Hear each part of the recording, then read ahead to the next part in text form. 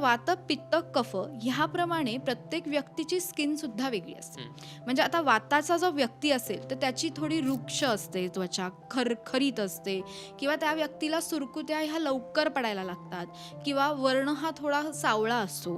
हा झाला वात प्रकृतीचा व्यक्तीचा. त्याच्यानंतर पित्त प्रकृतीची जी व्यक्ती असते त्याचा जो वर्ण असतो तो गोरा असतो. त्याच्यानंतर त्यांना म्हणजे सतत पिंपल्सचे त्रास होत असतात, ॲक्ने येणं, जळजळ होणं किंवा इचिंग होणं ह्याचा प्रॉब्लेम पित्त प्रकृतीच्या लोकांना होत असतो.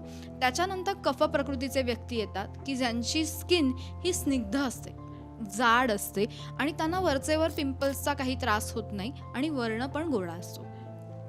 सो हे जे असतात हे कॅरेक्टरिस्टिक्स असतात, त्याप्रमाणे त्या व्यक्तीची स्किन ठरत असते आणि ती जन्मापासून ठरलेली असते. म्हणजे असं नाही आहे की आपण थोडे दिवस केअर घेतली म्हणून आपली वात प्रकृतीमधून पित्त प्रकृतीची स्किन होईल, तर असं काही होणारं नसतं. ज्याची जशी प्रकृती आहे त्याने त्याप्रमाणेच काळजी घेणं पण महत्त्वाचं आहे.